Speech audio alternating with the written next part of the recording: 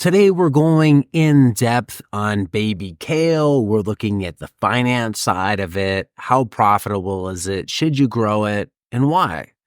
Stay tuned for that coming up today on Modern Grower.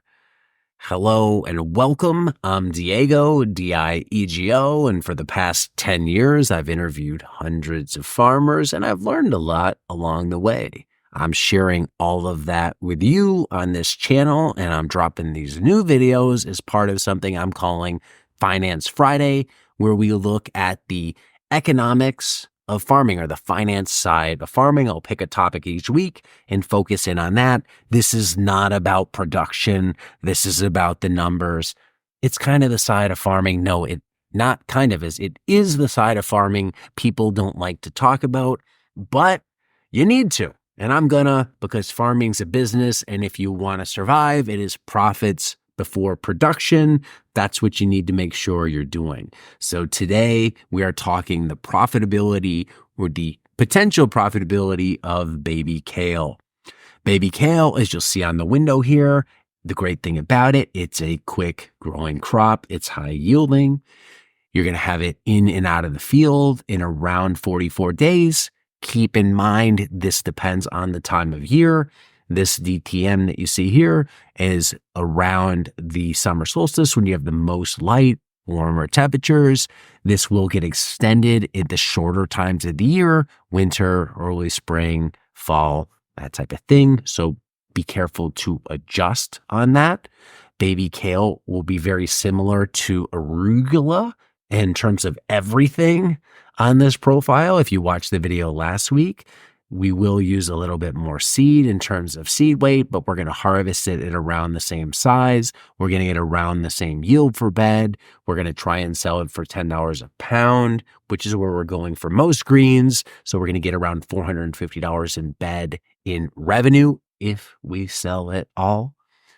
It's about a 50% profit margin because you're going to have around $225 in costs. 75% of that will be your labor. 25% will be hard costs, amendments, water, seed, that type of thing. But it's mostly your labor that's going into this. So cut your labor back, save money, become more profitable. In terms of the crop value rating system, that's how we can score or evaluate the potential to have crops on our farm. This scores a 5 out of 5. It hits a 1 for each of the categories. It's a short days to maturity, high yield per linear foot. We can sell it for a high dollar per pound. It's got a long harvest period, meaning we can plant it over and over and over. And the fact that it's kale, it grows most of the year pretty well. And it's a popular crop. This is one you may or may not be able to sell it by itself in a bag. You may need to combine this with other greens, whether it be field greens like spinach or lettuce or arugula, or microgreens into some sort of salad mix. So talk with your customers. If they're chefs, if they're restaurants, what do they want? Do you just want bags of baby kale? No, we don't. We don't want that. Make it into a salad mix. What do your customers at the farmer's market want? They want, maybe they'll take this, maybe they won't. You could just put a bag of baby kale out there and you could put a bag of salad mix, which is baby kale mixed with other stuff. See what more people buy for the same price and then go that way. If you're a CSA farmer, community supported agriculture, and you put together your box, hey, you give them whatever you want and you just might get a bag of kale. Deal with it. You will be planting baby kale with a Jang Seeder, most likely. There are other seeders on the market. For this video and all the others, I'm going to recommend the Jang, not just because we sell it, other people sell it too, but it is really the industry standard in terms of seeders for vegetable farms. There are other seeders out there. Some are cheaper. They don't work as well. They have trade-offs. The Jang is going to be the most versatile and probably the most well-built. What do I mean by versatile? One, it can plant a wide variety of seeds. From very small types of seeds like carrots, you can singulate those seeds, plant them around 1/2 inch, and it can do spacing all the way up to, I believe, about 20 inches. So you get a wide range of spacing in row, 1/2 inch to 20 inches. And you could do a wider range of seed sizes. So you could plant corn. You can't do that with pinpoint seeders and 4-row seeders and things like that. And the Earthway, which is available on Amazon, it's a cheaper seeder. It's good to get started with.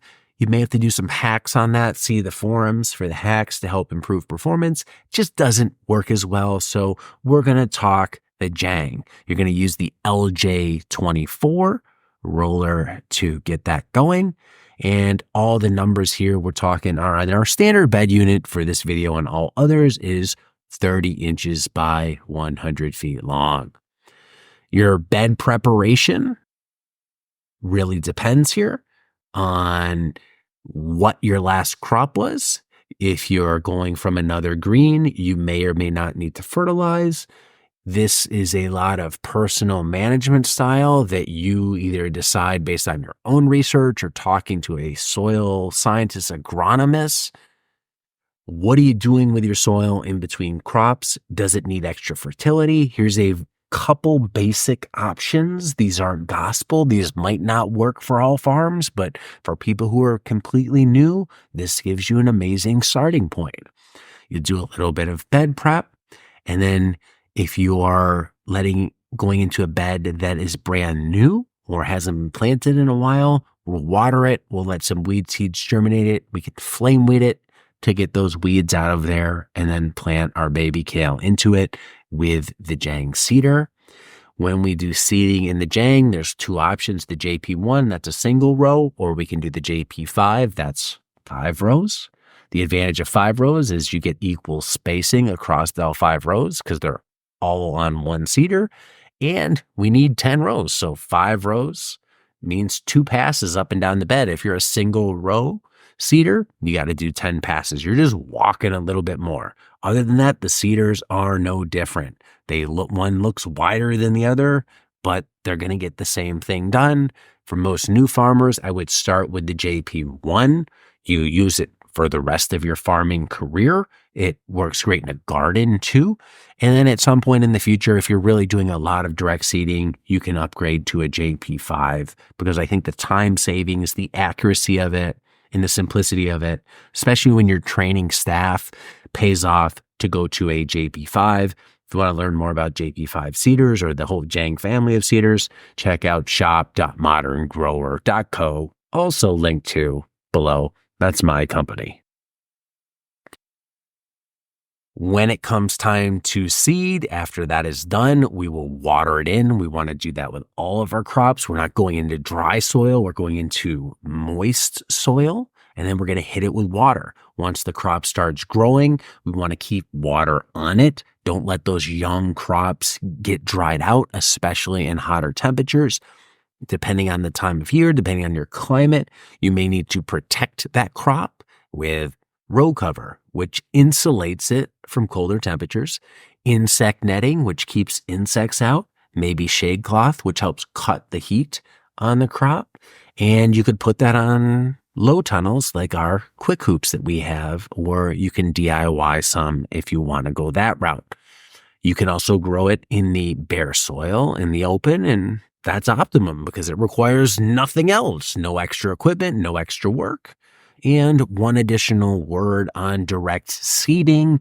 If you have the choice between direct seeding and transplanting, you usually lean towards direct seeding because it's fast, it's cheap, and it's easy. It doesn't require extra time and commitment that it requires to when you transplant crops. Now, there are advantages of transplanting, but for now, crops like this that easily germinate in the field, direct seeding is the way to go. One thing you definitely want to make sure you do on the farm, get this into your brain from day one. If you're new, is you want to get on a cultivation schedule. Cultivation's another word for weeding. We want to make sure we get the weeds out of the bed so they don't take over our lives. Intense weed pressure kills morale, it beats people up physically from all the work, and it ruins the crop. It makes it harder to harvest around them. So you want to never let weeds get big. That's really the key to weed management. Get them when they're small. Don't let them get big. Ideally, that's what you would want to do in the alien movies. And you're kind of hoping all the characters would have done earlier. Don't let it turn into the full-grown xenomorph. Get it early on. Kill it when it's that tiny little thing. Once it's too big, you're screwed unless you're Sigourney Weaver and just keep surviving. So get the weeds out early on when they're that tiny little stage, and don't let them take over your life. We have a simple cultivation schedule here. This isn't something you need to overthink. The hardest part about this is just doing the work, but you're going to cultivate 10 days after, and then 5 days after, and then spot weed after that.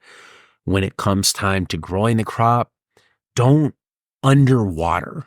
I think a lot of people are shocked when they become farmers they try and go a low water ideology, and that's not really the way to go. You're going to be using a lot of water. Keep water on these crops. It keeps them cool, keeps them growing optimally for market conditions. At the end of the day, we are trying to produce a sellable product, so you need to follow more agricultural principles than nature principles of dry farming or something like that. You're going to harvest these crops like many greens at small leaf sizes. As market farmers, we're going for smaller crops, not these big, huge things. Most chefs, restaurants, customers want the smaller sizes. Looks a little more premium, easy to deal with, less intimidating. 3 to 5 inches is what you're going for on these. You're going to use a quick cut greens harvester to harvest this by quickly and easily. You can get that from the company Farmer's Friend. You can also harvest by hand. Harvesting by hand will be slower. The advantage is you can QC it. You get to look at the crop a little more, but it's more time. It's the difference between mowing your lawn with a push mower and a riding lawnmower. Not exactly that analogy, but you get the idea. Or maybe it's I don't know. Who knows? Chopping something by hand on a cutting board versus you just chuck it into a food processor.